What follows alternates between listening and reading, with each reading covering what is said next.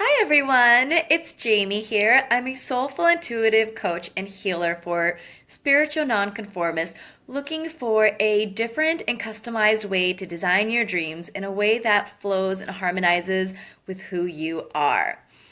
And today I want to talk to you guys a little bit about strategic laziness. I absolutely love challenging and expanding on a lot of the overly generalized labels and going beyond that and really exploring the hidden depths behind a lot of the meanings. Because I think that there are so many things that are charged with hindering beliefs when we hear something, and our limiting beliefs are lazy. So it's so easy to just automatically assume when we hear something with a popular connotation that it must be true, and we don't really question it. And I think that there's a danger in that, so I really want to take the opportunity to share the other side, which is something that I like to see as kind of the shadow parts of the other side. We've been given all the tools that we need to succeed. And everything that's happening is happening for us. So the habits that we have, the practices that we engage in, I'm not saying that they don't need to be tweaked or that they're not meant to be, but I think it's really important to step back and instead of automatically assuming that something is negative or disempowering, to really explore why it's there, what message is it trying to show you, how can you leverage this, and why is it a benefit? Because when you ask these questions, you train yourself to become a better observer and you start to find the answers. And through that journey, you get to work with yourself rather than against yourself. You don't have to take up more time implementing different things in order to rebuild who you are, so to speak. I touched on this a couple days ago in regards to procrastination, the physiological benefits behind it, the creative stimulation that it offers, and how it shows up, the energetic influences behind that. So go ahead and watch that video. But today I'm going to be focusing on laziness, or more specifically, strategic laziness.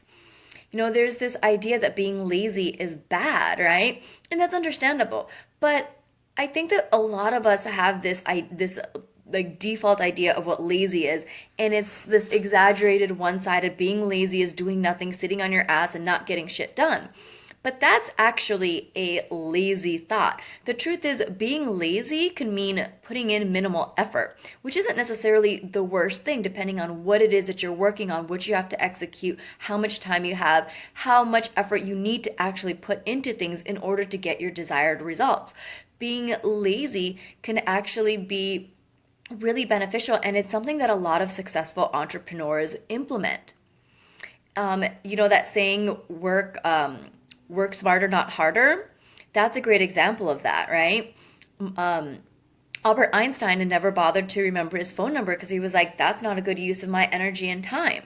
And look at how wildly successful he was. But obviously, you know, not remembering his phone number can be seen as lazy. So it doesn't necessarily, depending on how it's utilized, it's not necessarily a bad thing. And so there are ways that you can actually use it to your advantage, and I really want to focus on that.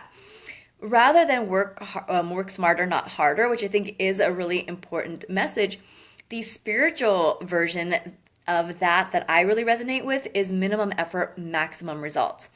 So when you're being strategically lazy, you're not having to work hard in order to get the results. There are ways that you can identify, where can I simplify this? Where can I automate this? You know, that can be arguably lazy because you're doing less to get the same or more results. But there's actually a benefit in that. Time's the only unrenewable source of energy. If you've watched my videos, you've heard me say that a number of times, and I absolutely stand by that. I know that personally in my own business, I see this in a lot of my clients, and I see this in a lot of other really hard workers. There's this stigma that being lazy is negative, and we automatically jump the gun like, okay, if I want to take a break, I'm lazy.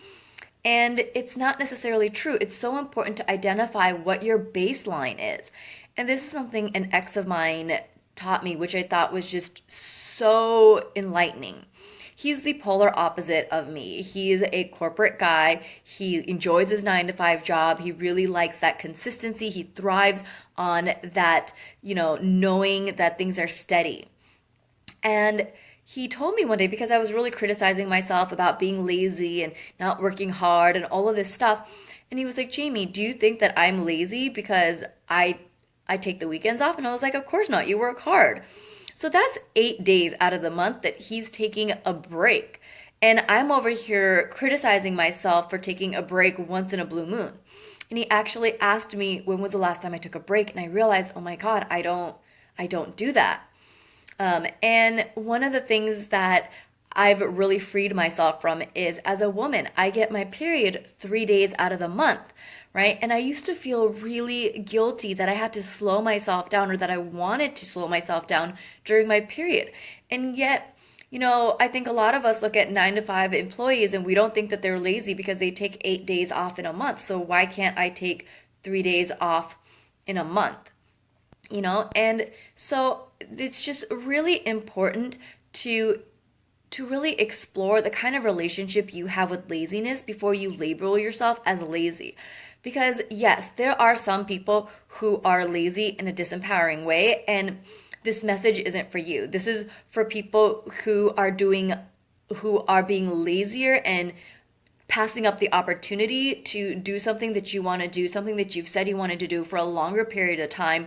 When you're spending more time doing nothing or than actually moving towards your goals, then that's not for you. If you've spent years talking about wanting to do something and you haven't gotten started and you're making excuses, then this isn't for you. But this message is for the spiritual entrepreneurs, the badass hustlers, the workers who are constantly working, and then because you work so hard, because you burn yourself to the ground, you crave that break, and then you start making yourself feel bad for needing to rest. That is just, honestly, it's unhealthy, it's unsustainable, and it's interfering with your success. If you're showing up, if you're putting in the effort, then strategic laziness isn't just beneficial from a marketing aspect, from a time management aspect, but on an energetic level. In order to achieve the success that you desire, you need to take those pauses. One of the things that my first business coach said that really resonated with me was, she said, there are magic in the pauses. And as someone who is highly action oriented, I found myself constantly feeling guilty for having to take a break. And I realized how beneficial it was, because when I was taking a break and I let myself rest, I wasn't actually blocking myself. I wasn't resisting. I wasn't so fixated on the things that I wanted. So I was able to actually bring in money and receive the results that I desired. In addition to that, it really balances out the ebb and flow, the harmony of giving and giving and taking. Because if you're hardworking and you're not lazy, you're still getting the results that you desire. But when you implement strategic laziness, you're being selective in how you execute your time, and you are implementing things that actually produce your results. Because if you're working hard in order to get the results that you desire, then you're chasing after the things you want. If you're chasing after the things you want, the thing that you want is running away from you. That's the energetic flow that the other side has to play in order to maintain the energy that you're exerting. So when you implement strategic laziness, then you're being selective and mindful about how you're showing up. You are doing your part. You're not chasing after anyone. And then you take a step back and you're inviting people to show up and give you the things that you desire, rather than you having to chase after and take it. So it's a more energetically balanced process, and it's so absolutely beneficial. And I think that this is where a lot of ambitious people get stuck. Is it's so interesting that I think truly lazy people, the one who fit that the common definition of it, are the ones that, I don't know if they don't necessarily call themselves lazy. I think other people call them lazy, but I think there are so many ambitious people who mislabel and misidentify themselves as lazy because you're not recognizing your baseline. If you work harder, you're going to need to take longer breaks, and that's okay. If you are going big and you are waiting and desiring to bring in a bigger mass of energy, then you need to step back. This is why so many successful entrepreneurs work less and make more money, is because you need that, because that is the energetic harmony that really allows you to bring in that maximum amount of energy, the whatever it is that you desire, and it's sustainable.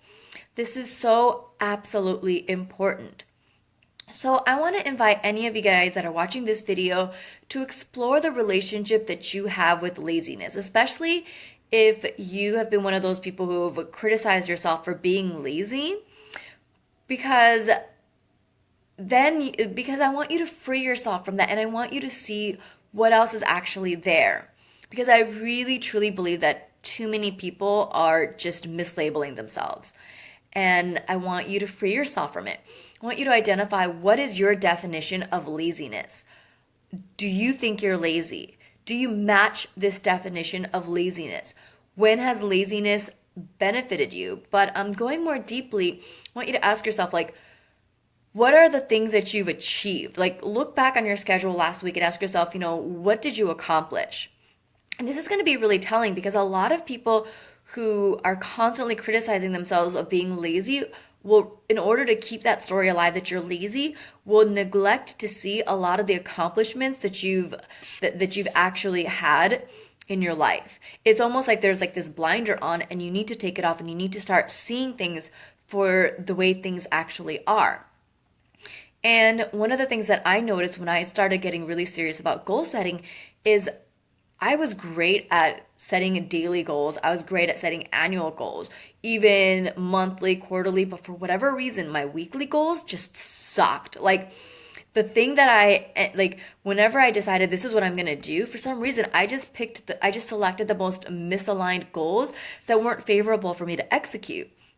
And not realizing that I was choosing the wrong thing, I automatically assumed that I was lazy. I wasn't getting the things done that I was committing to because there's something wrong with me. And that wasn't true. We have so many goals, and we don't necessarily write down every goal that we want to accomplish.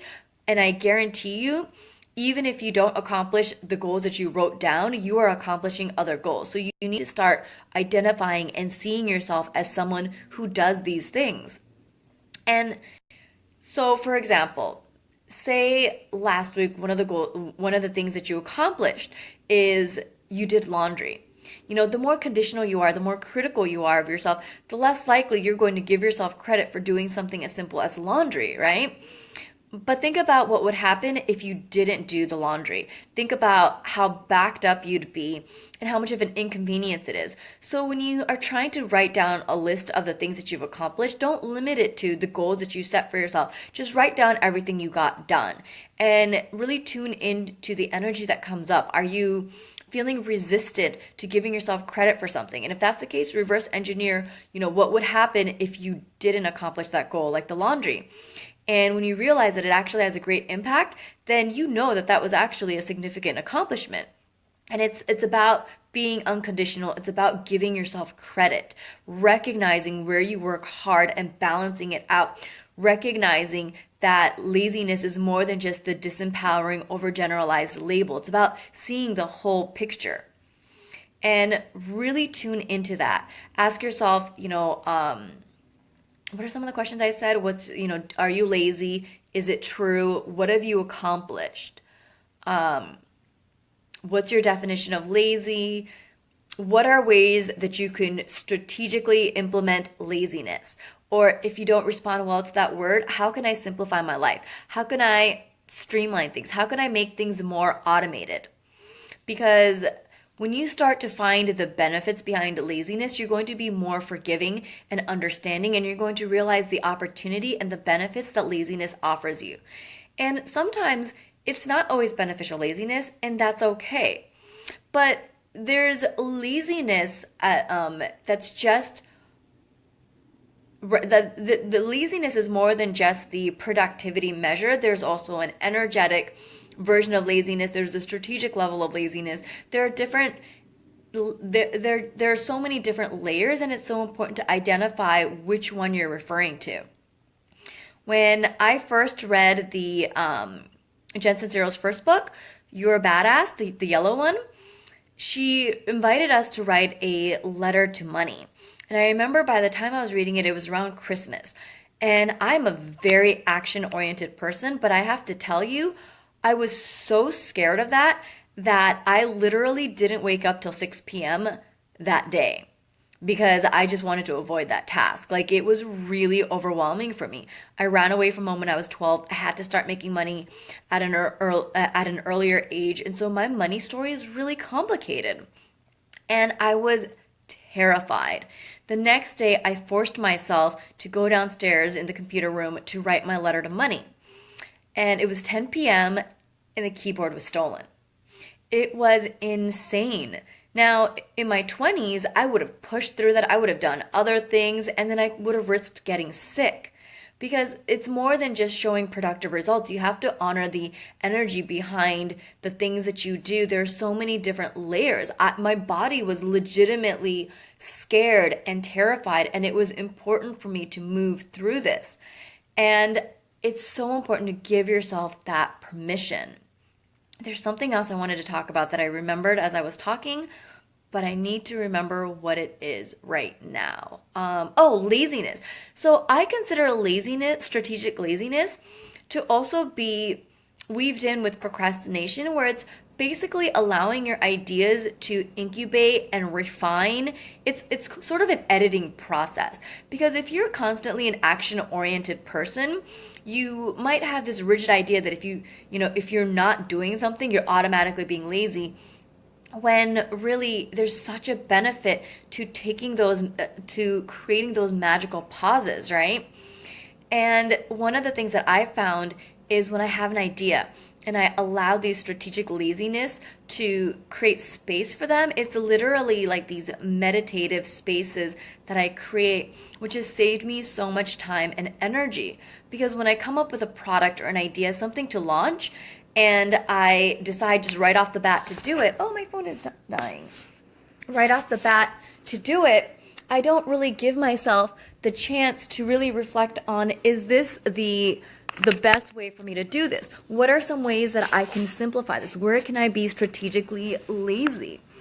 I created a course, the IT course for empaths, Badass Energy Bitches.